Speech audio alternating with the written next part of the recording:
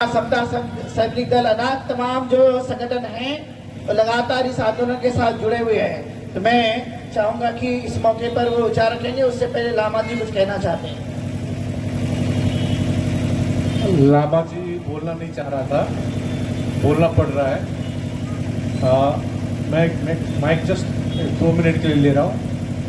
आज नागपुर में ये मसाल चला है।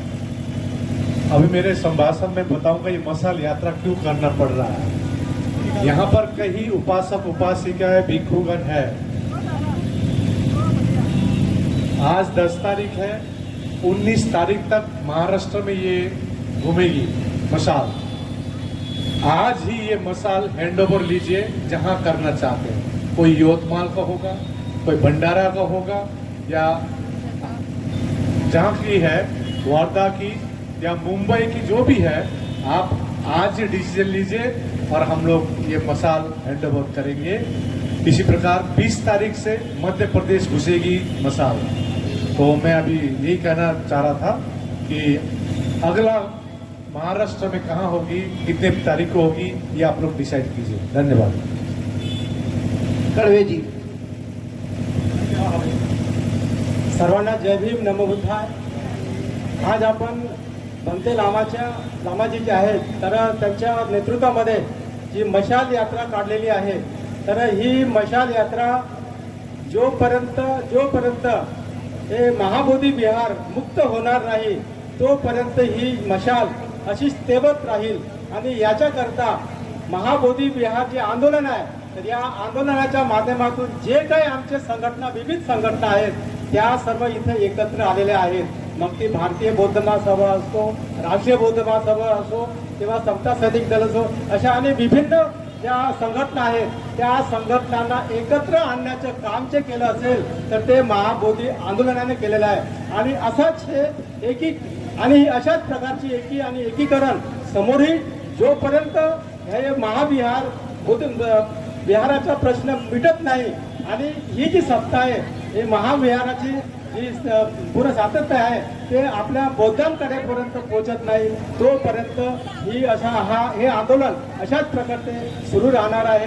यामध्ये राष्ट्रीय बौद्ध महासभा पूर्ण देश पातळीवरती ज्या ठिकाणी ज्या स्टेटमध्ये ज्या राज्यामध्ये आमचे युनिट्स आहेत त्या राज्यामध्ये या आंदोलनाला पाठिंबा देत आहोत। आणि धर्मकीर्ती आपले चंद्रकीर्ती भंतेजी, त्याचप्रमाणे आकाश लामाजी यांना याची कल्पना आहे।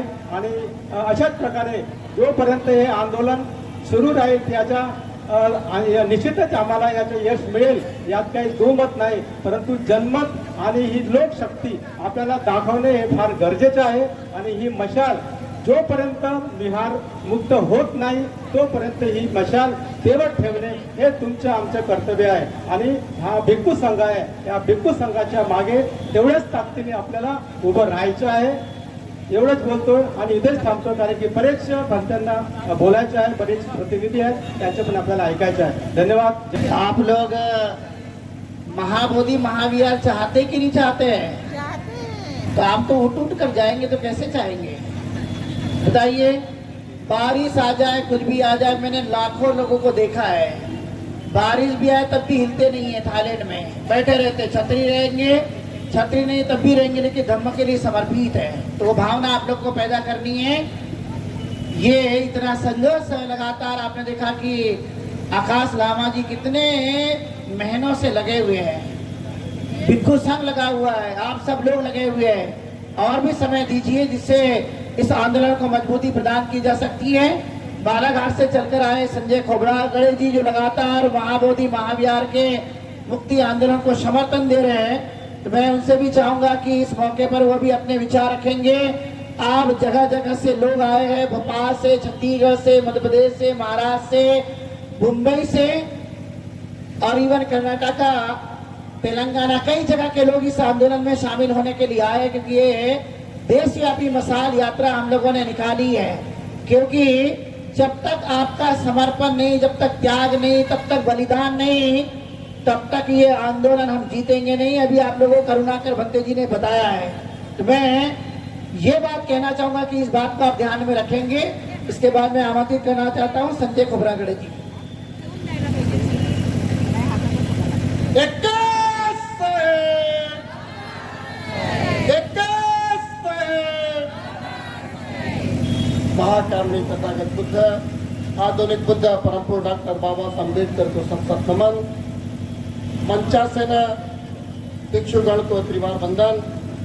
और महाबोधि महाविहार इस आंदोलन में जो तन मन धन के साथ इस आंदोलन को बढ़ाने में लगे हैं, उन तमाम उपासकों को साधुवाद प्रेषित करता हूं कि देश की बुनियाद को आपने सवारा अम्बेडकर, नींव ईंट और कंगूरा भी अम्बेडकर, सदियों की गंदगी से हमें हमारा अम्बेडकर, श्रद्धा के स्वंत में समर्पित है. आज कितने ही कंटों ने तुम्हें पुकारा अम्बेडकर, आज कितने ही कंटों ने तुम्हें पुकारा अम्बेडकर. साथियों, महाबोधि महाविहार का आंदोलन और बाबा साहब अम्बेडकर से जुड़ा हुआ है. 1851 को मध्य प्रदेश की माटी महू में बाबा साहब अम्बेडकर का जन्म हुआ. इस महाबोधि महाविहार का जो आंदोलन अनागारिक धम्मपाल ने 1891 में शुरू की और बाबा साहब अम्बेडकर इस नागपुर की नागभूमि में आकर 14 अक्टूबर 1956 को धम्म दीक्षा दिए. ये जो धम्म दीक्षा देने के बाद इस देश के अंदर में साथियों जो अनागारिक धम्मपाल जी हैं, उन्होंने जब आंदोलन शुरू किया उस वक्त में अंग्रेजों की सरकार थी. और जब अंग्रेजों की सरकार थी इस देश के अंदर में जो कांग्रेस पार्टी के लोग थे, उन्होंने अनागारिक धम्मपाल से कहा कि आप महाबोधि महाविहार के आंदोलन की बात न करें. जैसी देश आजाद होगा ये महाबोधि महाविहार बौद्धों को सौंपा जाएगा.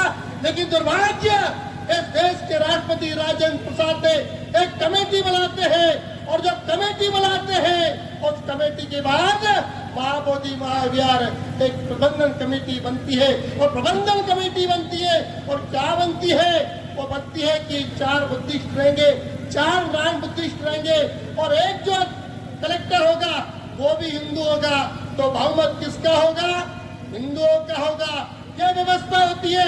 ये देश आजाद होता है और देश आजाद होने के बाद हमारे लोग उनसे कहते, अनागारिक धम्मपाल कहते हैं, ये बताओ ये देश तो आजाद हो गया लेकिन ये महाबोधि महाविहार कब आजाद होगा?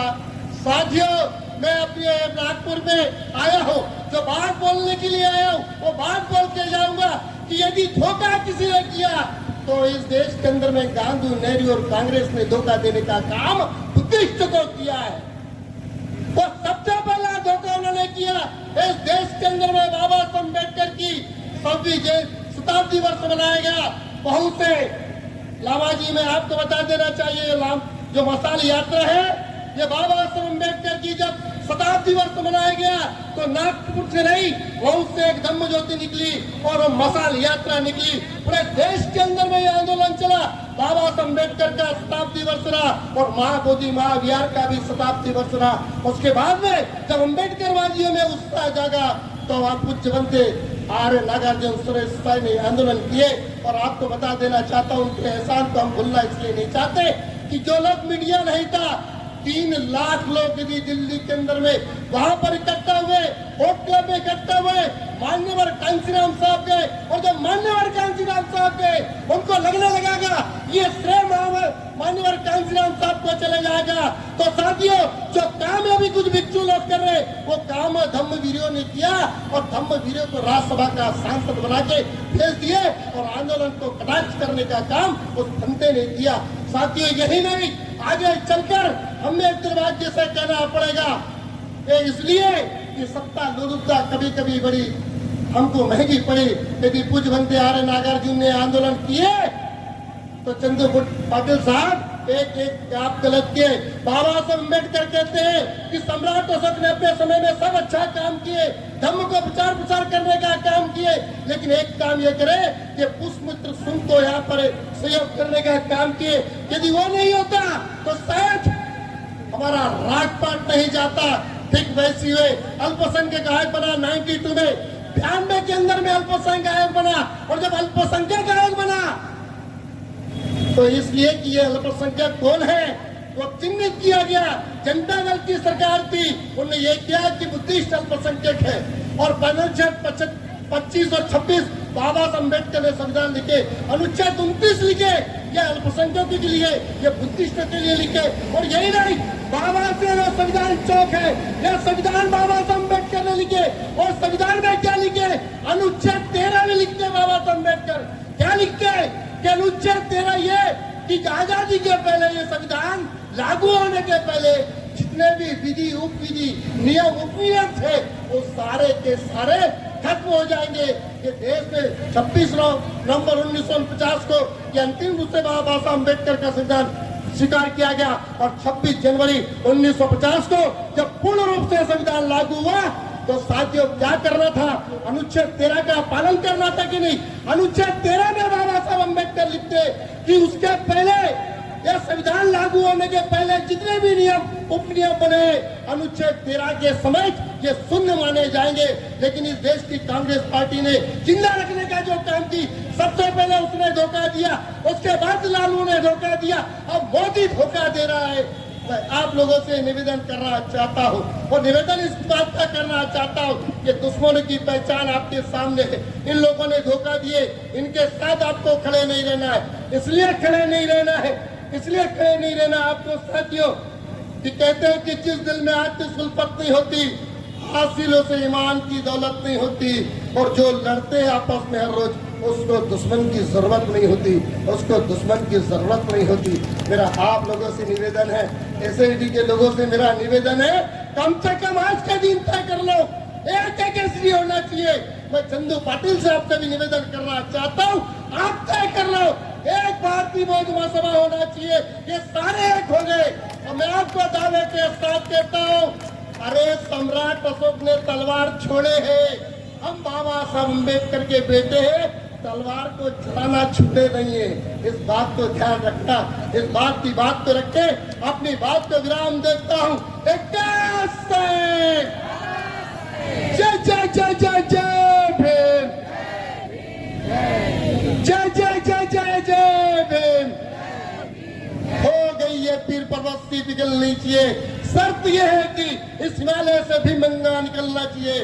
हंगामा खड़ा करना मेरा मकसद नहीं है, मेरा मकसद है कि सीरत की सूरत बदलना चाहिए, मेरा मकसद है कि सीरत की सूरत बदलना चाहिए। इन्हीं शब्दों के साथ मैं अपनी वाणी को विराम देता हूँ। नमो बुद्धाय, जय भीम, जय भारत, जय सविता।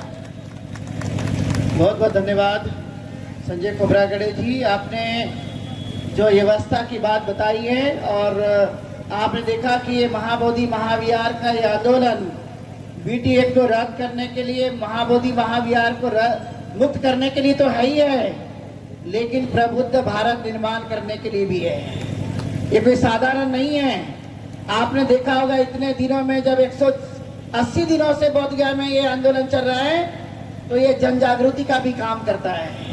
नागपुर में 40 दिनों से धरना आंदोलन चल रहा है, ये भी जन जागृति का काम कर रहा है, कोई साधारण नहीं है। इसलिए ये मिशन भी है, ये आंदोलन भी है, और आपका संघर्ष भी है, आपका त्याग भी है, आपकी समानता भी है। इसलिए